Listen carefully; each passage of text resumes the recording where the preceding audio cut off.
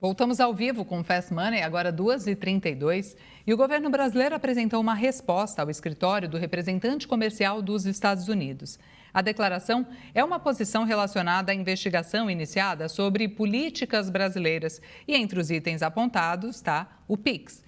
Sobre essa resposta, sobre como o governo federal está conduzindo essa situação, a gente vai ter uma conversa agora ao vivo com Carlos Henrique, que é CCO da Frente Corretora, está aqui presencialmente com a gente no estúdio. Prazer te receber aqui, viu? Bem-vindo. Obrigado, Natália. Felipe Machado, nosso analista, vai participar da conversa também. Vamos começar trazendo um contexto para a nossa audiência, né, do que está acontecendo. Então, a gente está falando daquela situação em que os Estados Unidos abriram uma investigação, né, Carlos, sobre políticas brasileiras. O governo já apresentou uma defesa detalhada, né, alegando que está tudo em conformidade com as regras internacionais. O que te chama mais atenção nesse contexto e nessas respostas? Nesse contexto, o que mais me chama a atenção é exatamente, vamos destacar assim, o excelente trabalho realizado pelo próprio Banco Central em relação ao PIX. Por quê? Porque o sistema PIX, hoje ele representa um avanço tecnológico que está sendo discutido ao redor do mundo inteiro.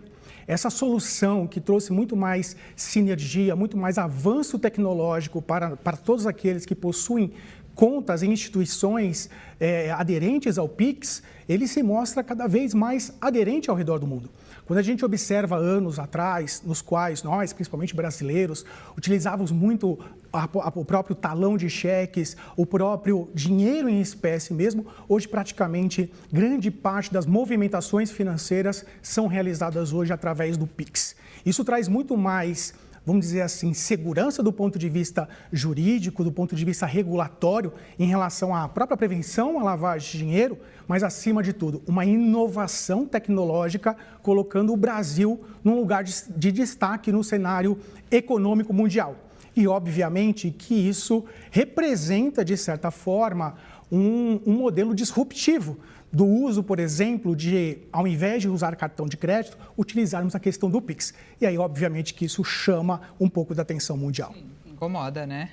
Felipe, sua pergunta para o Carlos. Carlos, boa tarde. Com certeza, né?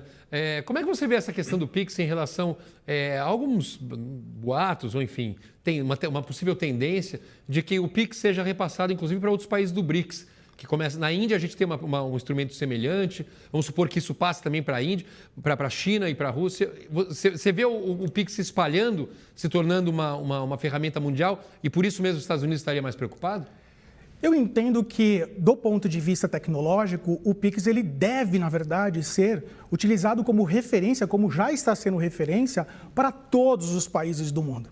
Obviamente que, assim, através da própria sigilo bancário, você não consegue simplesmente mudar a tecnologia de país. Os próprios países aderentes a essa solução tecnológica podem, obviamente, utilizar o Brasil como referência e criar dentro do próprio país este mesmo instrumento. Novamente, destacando a importância mundial de evolução tecnológica. Então, assim, eu não imagino hoje o Brasil, através do seu próprio Banco Central, ou até mesmo como nação, não podendo, de certa forma, não abrindo as portas para qualquer país do mundo de olhar para a nossa tecnologia, que hoje é uma referência mundial, do ponto de vista até de benchmark. Então, assim, eu gostaria muito, Felipe, de ver a nossa solução, que é o PIX, uma solução criada pelo próprio Banco Central do Brasil ao redor do mundo, colocando o Brasil no lugar de destaque que ele merece, que é de inovação tecnológica. E, Carlos, há quem também sugira que toda essa movimentação, esses questionamentos, tem um componente que vai para além do técnico, né? É uma questão política, é uma análise que faz sentido, né, do seu ponto de vista? É justo, é exagerado? Eu vejo da seguinte forma, qualquer mudança regulatória, técnico, jurídica, ela representa ali, obviamente, um momento de disrupção. Obviamente, quando nós tiramos, por exemplo, o espaço de talões de cheque, como eu destaquei, dinheiro em espécie e, obviamente, por exemplo, cartões de crédito, obviamente que a gente, de certa forma, como nação, o próprio sistema em si, ele vai incomodar. Mas eu não vejo ele sendo utilizado ou, de alguma forma, sendo representado de uma forma negativa. Eu gosto muito da questão do próprio PIX. O PIX, volto a dizer, é uma solução feita para quem possui conta instituições aderentes ao PIX, né? Então, assim, obviamente que nós brasileiros temos ali uma grande tendência de utilização em relação a ele. Eu gostaria muito de, por exemplo, ver o próprio PIX, um dia você em outro país, em vez de você procurar fazer ali, por exemplo, uma operação cambial, você conseguir fazer os seus pagamentos em outros países através do próprio PIX. Isso, para mim, seria uma evolução tecnológica incrível em termos de mundo, não estamos falando em termos de Brasil. Então, eu vejo como muito positivo e não negativo tudo isso que está acontecendo nesse momento. Bom, Felipe. Carlos, tem uma discussão um pouquinho diferente, mas eu acho que cabe nessa nossa análise aqui, que é a relação do Brasil, o presidente Lula e os países do BRICS dizendo que talvez o dólar esteja com os dias contados e que passem a fazer negócios em suas próprias moedas ou em algumas outras moedas. Como é que você vê essa discussão? Olha, Felipe, eu, de certa forma, observo no mercado, até por fazer parte dele, como as próprias moedas fiduciárias, elas estão sendo, obviamente, sendo bem observadas. A gente vem aí cada vez mais sendo ventilado assuntos como o uso de criptoativos, o próprio uso de moedas lastreadas nas moedas fiat, como, por exemplo, o USDT e o USDC, que é os chamados de stablecoins. Então, eu não vejo uma relação em relação ao PIX. Eu vejo uma relação em relação à evolução tecnológica, à evolução do próprio mercado econômico. E eu acho que esse que é um ponto importante. Eu acho que, obviamente, o PIX está no centro das atenções, mas existem ali uma série de tendências, obviamente, todas elas sugerindo uma evolução do nosso sistema financeiro global. Eu não vejo só nacional, não, global. E o governo brasileiro, de volta à resposta, né, que foi dada, destacou transparência e não discriminação nas suas políticas, né? Ajuda a gente, Carlos, a traduzir para o público, né, que não acompanha tão de perto, não entende essa linguagem jurídica comercial. O que significa quando a gente fala sobre isso? Do ponto de vista técnico, assim, mas sem ser muito técnico. Hoje, se a gente tiver, por exemplo, uma instituição financeira, vamos dizer assim, americana, como já acontece, que ela quiser ser aderente ao PIX, ela vai poder ser. Então, eu vejo que, de certa forma, não é alguma coisa única e exclusivamente, por exemplo, para bancos ou instituições financeiras nacionais. Não, assim como qualquer sistema, assim como qualquer funcionalidade, todos aqueles sistemas, países que quiserem ser aderentes ao PIX, eles podem ser.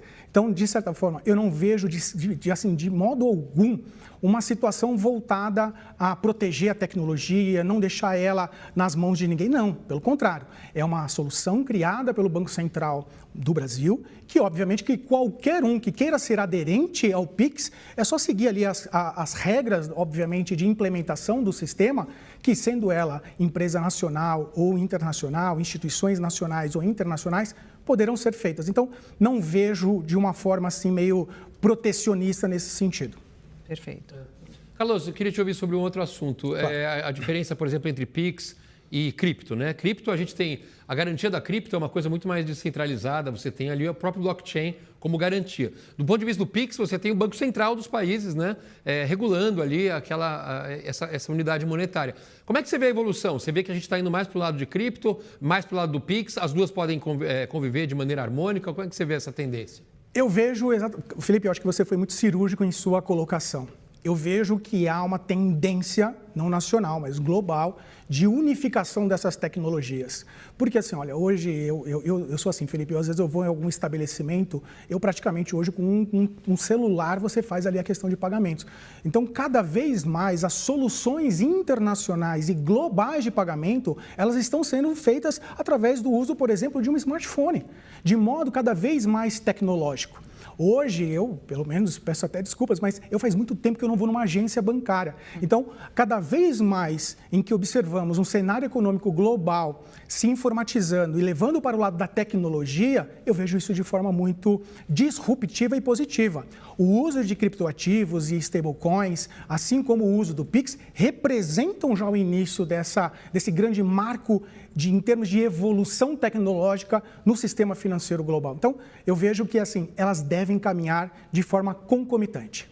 E você que mencionou aqui que você tem esse olhar, essa percepção de dentro do mercado, uma disputa como essa que a gente está vendo e vivendo, ela traz algum risco imediato assim, para o investidor brasileiro ou, por enquanto, é mais uma questão diplomática, uma questão de imagem mesmo?